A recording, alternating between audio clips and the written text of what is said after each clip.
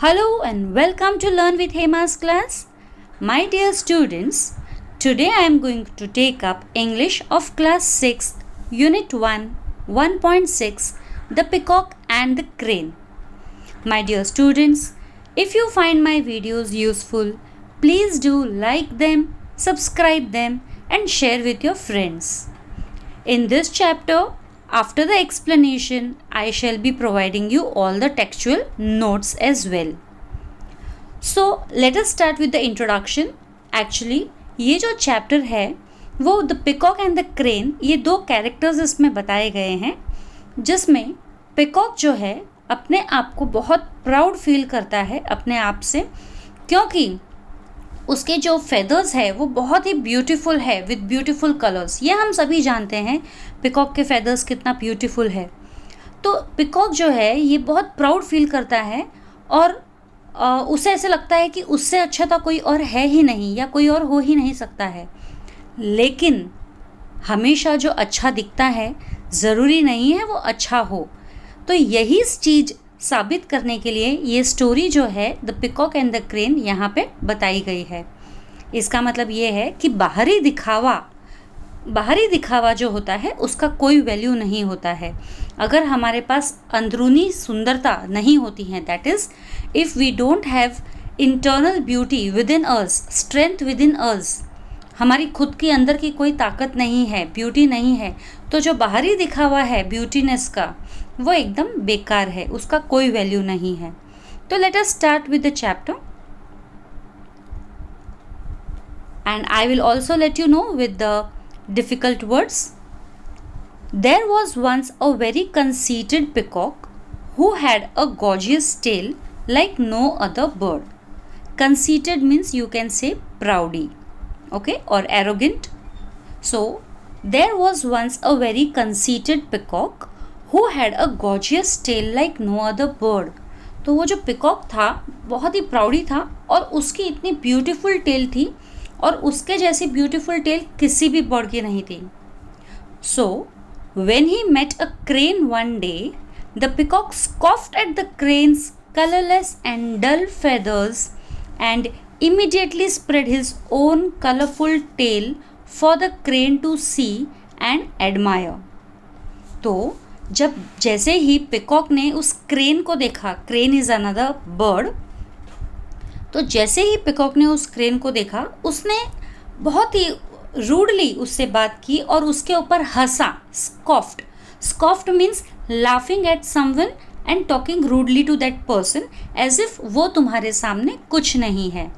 तो what is the meaning of scoffed means laughing at someone rudely and scornfully as if that the person is nothing in front of you, मतलब वो तुम्हारे सामने कुछ नहीं है, ये सोचते हुए हंसा. और क्यों हंसा? क्योंकि वो जो अभी पिकॉक के फेदर्स तो कलरफुल थे लेकिन उस क्रेन के फेदर्स कलरलेस थे. वाइट कलर था ना क्रेन का, तो कलरलेस फेदर्स थे और प्लस थोड़े से डल भी थे, फीका रंग था ना. कलरलेस है मतलब फीका है, बिल्कुल ब्राइट नहीं है.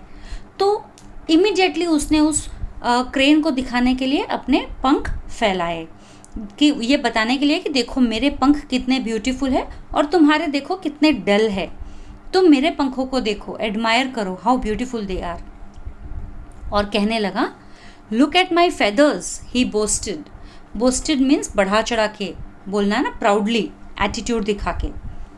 How they shine in all the colours of the rainbow while yours are so pale. मतलब मेरे देखो फेदर्स कितने शाइन करते हैं, इतने ब्यूटीफुल कलर्स हैं मेरे फेदर्स में, जैसे कि रेनबो में होते हैं ब्यूटीफुल कलर्स, और तुम्हारे देखो कितने फीके हैं. How pale. I am dressed like a king, मैं तो मानो जैसे कोई राजा हूँ, और तुम क्या हो, तुम कौन हो. तो बिल्कुल पिकॉक ने एकदम एटीट्यूड दिखाते हुए क्रेन का मजाक उड़ाया.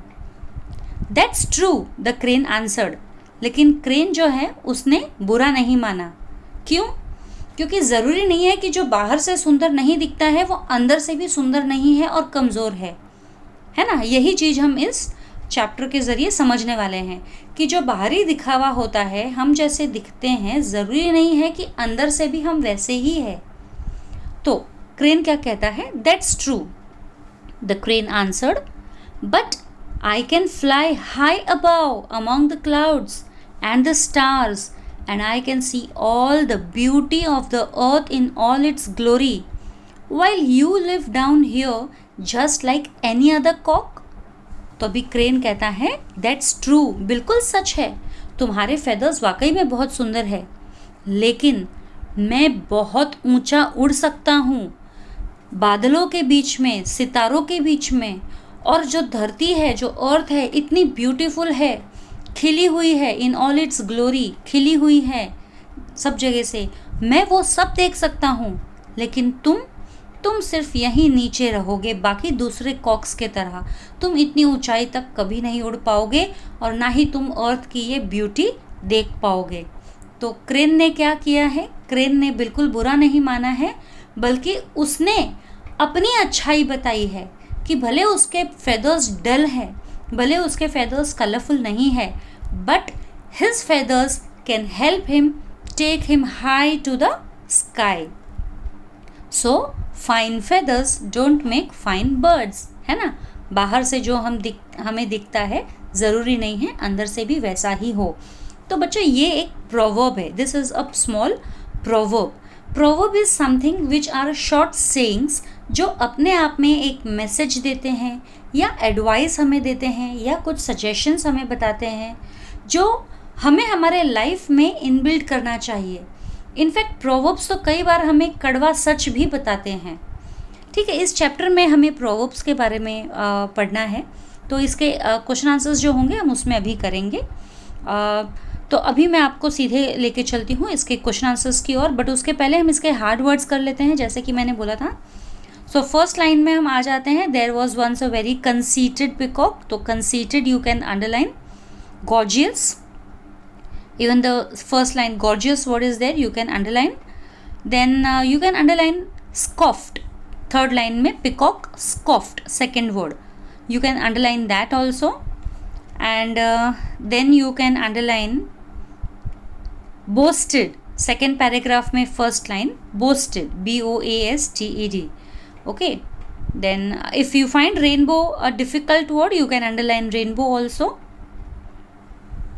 I think glory, then this second last line you can take in this paragraph, glory, है ना। I can see all the beauty of the earth in all its glory, you can take this. So these are the hard words, that's it. I don't think so any other hard words is required, all are easy. Now I will start up with the question and answers. Now question and answers are given, they are not in the order, they are up and down, but you can understand the questions are mentioned over here, so you can look in your textbooks to find out. The two questions which I have not done is question number I think 2 or 3 or and question number last question or second last question something, because they are based on discussions. So discussions can be done only in a classroom. So let's study the answers. Imagine you are the crane. What actions and words of the peacock would you not like? Now this is imagine that if you are a crane, then what words or actions of peacock you would not like? So I didn't like the way the peacock scoffed at my colorless and dull feathers, calling it pale, and the way he flaunted his colorful tail to make me feel inferior. I also did not like the way he boasted about his colorful feathers and the remark that he was dressed like a king. That's all, this answer. Next answer. Discuss what a friendly and good-natured peacock would say to a crane.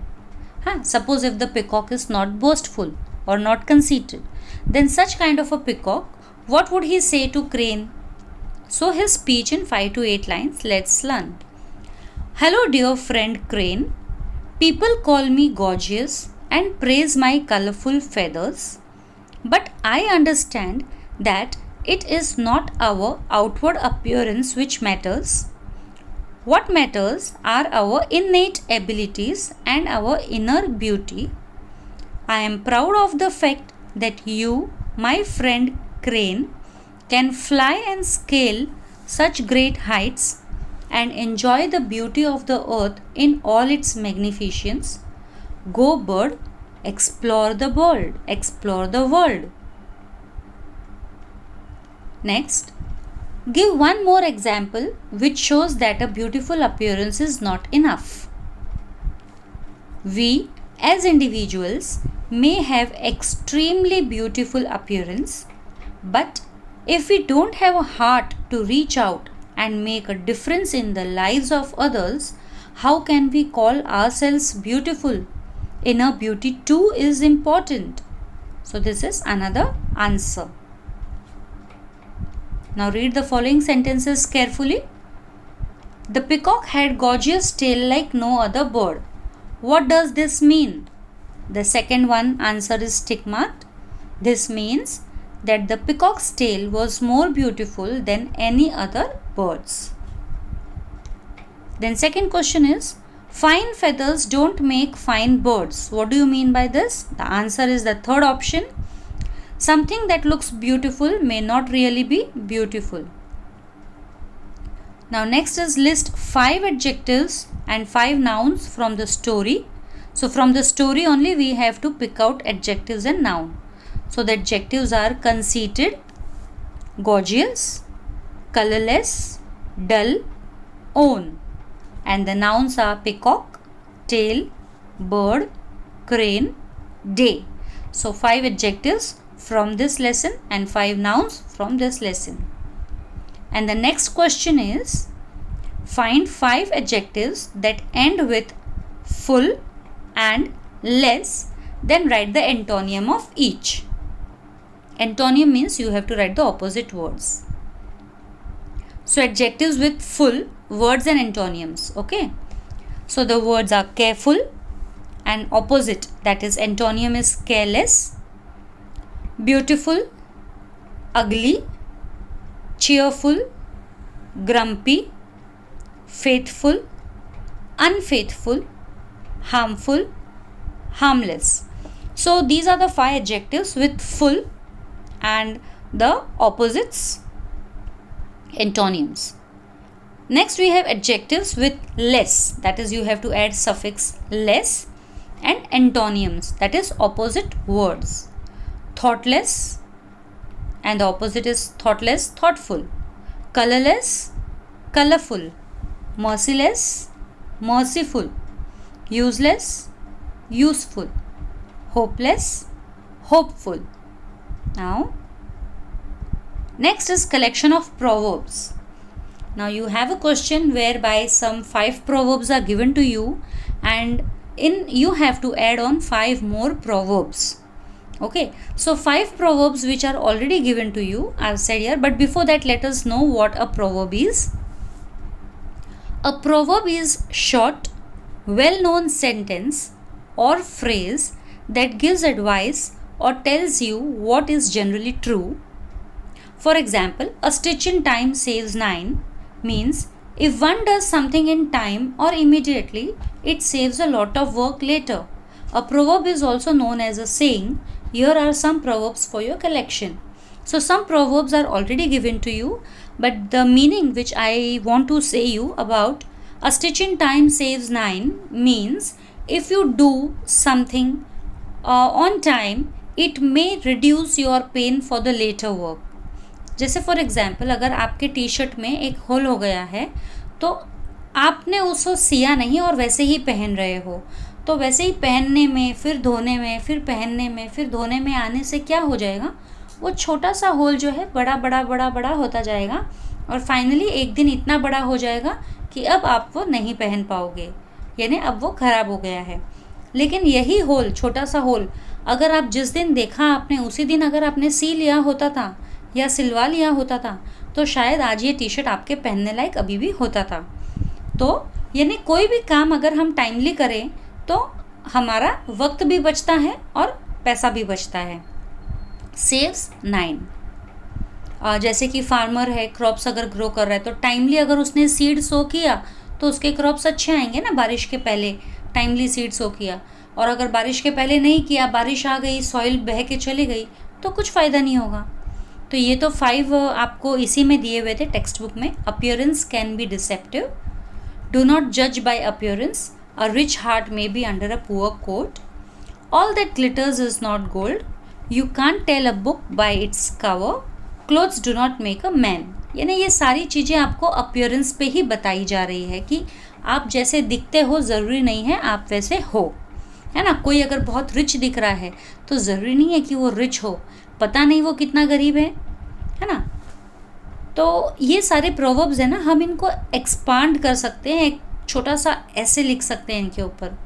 तो 5 मोर proverbs जो है यहाँ पे मैंने डाला है. Try try till you succeed.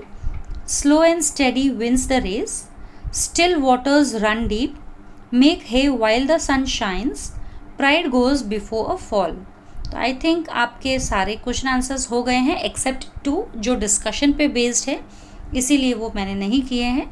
तो I hope आपको मेरा लेसन अच्छा लगा होगा, चैप्टर एक्सप्लेनेशन. और आप मुझे सब्सक्राइब करिए और अपने दोस्तों के साथ में भी इन वीडियोस को शेयर करें ज़्यादा से ज़्यादा. जल्द ही आऊँगी अपने नेक्स्ट वीडियो के साथ में. तब तक के लिए stay safe, stay secure. Thank you.